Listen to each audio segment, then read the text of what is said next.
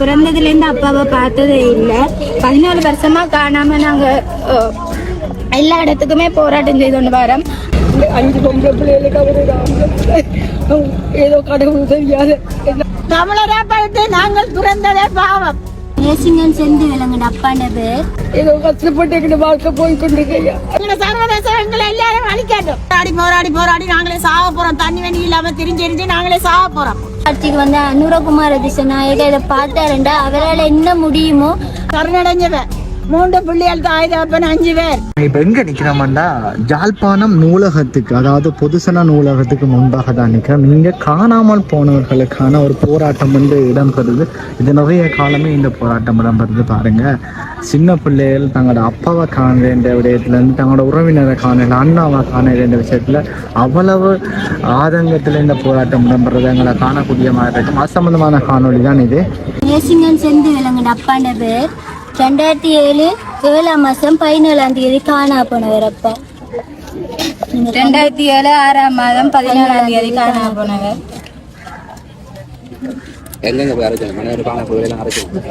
எல்லா இடமும் எந்த ஒரு முடிவுமே கிடைக்கல. மனித உரிமான குழு எல்லாருக்கும் சர்வதேச பொறுமுறை தான் நீதி கூறணும். அதுக்காக தான் நாங்க போராட்டிட்டு இருக்கிறோம். நீதி கூறுவோம். சர்வதேச நீதி பொறுமுறை தான் எங்களுக்கு நீதி கூறணும். அதே மாதிரி புதிய ஆட்சிக்கு வந்த அனுரகுமார திசநாயக இதை பார்த்தாருண்டா அவரால் என்ன முடியுமோ அதை அவர் ஏற்பாடு செய்து எங்களுக்கு காணா போன உறவுகளை மீண்டும் திருப்பி தந்தாருண்டா எங்களுக்கு அதுவே பெரிய ஒரு விஷயமா இருக்கு.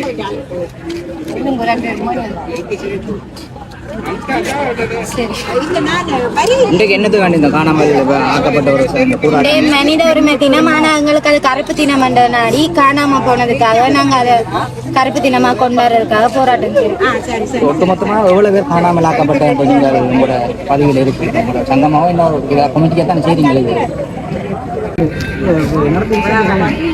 இது வந்து எங்களோட பிள்ளைகளை அனைத்து எந்த பிள்ளைகள் அனைத்து பிள்ளைகளையும் ராணுவம் வழி வழிய பிடிச்சு கொண்டு பிடிச்சு கொண்டு போய் இன்னமும் காணப்படவில்லை தானே, காணாமல் ஆக்கப்பட்டதானே, இன்னமும் காணப்படவில்லை. எங்கட பிள்ளைகள் போரிலால குடும்பமாக ஆமியிட்ட வட்டுவாகல்ல சரணடைந்தது. வட்டுவாகல்ல சரணடைந்தேன்னு சொன்னா எந்த இடத்துல வட்டுவாகல்ல, எந்த இடத்துல எந்த பாயிண்ட்ல யார் கொண்டு போறது எல்லாம் தெரியும் தானே. தெரிஞ்சு எங்களுக்கு இதுகளை வெளிப்படுத்த இல்லையண்டா, எங்களுக்கு இதை தேடி தர இல்லையண்டா, பிறகு நாங்கள் என்ன செய்வோம்? நாங்க 15 வருஷ காலமாக ரோட்ல போராடி கொண்டிருக்கிறோம். அப்ப சரணடை சொன்னதாரு? சரணடைங்கன்னு சொன்னதாரு? அது அப்ப சரணடைகிற ஒரு மன்னிப்புக்கு தானே சரணடைகிறது. இப்படி கொண்டு ஒழிக்கவா சரணடைகிறது? இல்லையே. இப்படியே அரசாங்கம் மாறி வர எங்களுக்கு ஒரு தீர்வுமே இல்லை, எங்களுக்கு ஒன்று இல்லை. ஆனா நாங்க இஞ்ச நாங்க கேட்கல. இங்க நாங்க ஆனபடினால நாங்க இவ்வளவு காலமும் போராடி இஞ்ச எல்லாம் கொழும்பத்தம் எம்பசிகளுக்கு முன்னாலே எல்லாம் போய் நாங்கள் போராடி வந்துட்டோம். ஆனா எங்களுக்கு எந்தவித நீதியும் இல்லை. ஆனபடினால எங்களுக்கு நீதி கேட்க இங்க இல்லை. இனி நாங்க நீதியே கேட்க மாட்டோம். எங்களுக்கு சர்வதேசம் தான் நீதி தர வேணும். எங்களுக்கு சர்வதேச பொறிமுறையோட நீதி வேணும். எங்களுக்கு உலக பொறிமுறை தேவையில்லை. நாங்க இங்க தானும் கேட்க மாட்டோம். எங்களுக்கு நீதி தானும் கேட்க மாட்டோம். இந்த இடத்துல சரணடைஞ்சனா இந்த இடத்துல இந்த ராணுவம் என்றது அந்த இடத்துல பிடிச்சு கேட்க வேண்டியது, பொறுப்பு கூற வேண்டியது நீங்க. உண்மையை சொல்லணும், பொறுப்பை சொல்லணும், நீதியை சொல்லணும். இது அது ஒன்றும் இல்லை. உண்மையும் இல்லை, நீதியும் இல்லை, பொறுப்பும் இல்லை. என்னத்துக்கு நாங்கள் வரணும்? நாங்க உலக பொறிமுறை எங்களுக்கு தேவையில்லை. எங்களுக்கு சர்வதேச பொறிமுறை தேவைன்னு நாங்கள் போராடி கொண்டிருக்கிறோம். ஆனா எங்களோட உயிர் உள்ளவரை, எங்களோட புள்ளிகளை நாங்கள் காணும் வரை நாங்கள் வீதியில போராடுவோம். என்றே சொல்றோம். போராடுறதுக்கு மறுக்க இயலாது. எங்களோட போராட்டத்தை எங்களோட புள்ளிகளுக்காக நாங்க போராடுறத மறுக்க இயலாது. எந்த புள்ளிகள் அல்ல.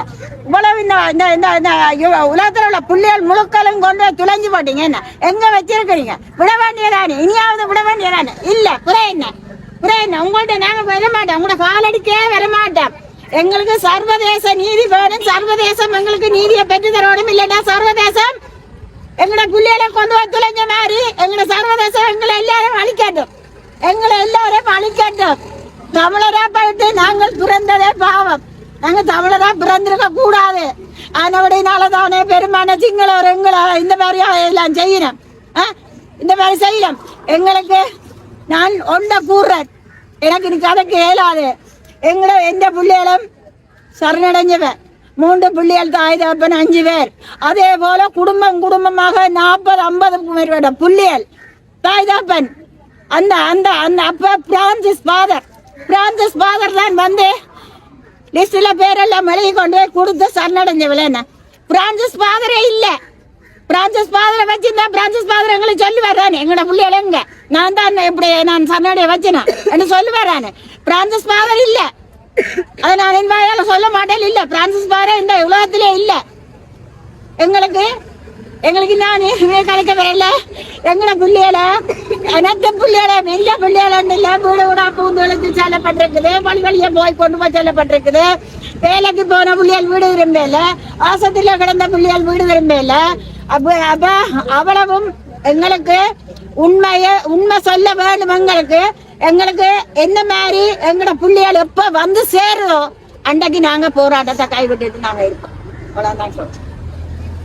300க்கும் மேற்பட்ட அதோட போராடி இவ்வளவு காலம் பிள்ளைகளை தேடி போராடின அம்மா பேரண்ட்ஸ் 300-400 பேருக்கிட்ட இறந்து போச்சுனா. அப்ப நாங்கள் இனி என்ன எங்களுக்கு மெத்தின வழியாகுது. நாங்கள் இறக்க மாட்டோம் ஒரு இருக்கா. நாங்களும் எங்களுக்கு சாவு நெருங்கி கொண்டுதான் வருது. நாங்கள் அதுக்குடையிலேயாவது எங்கட பிள்ளைகளை காணணும். எங்கட பிள்ளைகளை அனைத்து பிள்ளைகளையும் எங்கட சர்வதேசம் எங்கட பிள்ளைகளுக்கு நீதி பெற்று தர வேண்டும் தான் நான் திரும்ப சொல்றேன். நன்றி.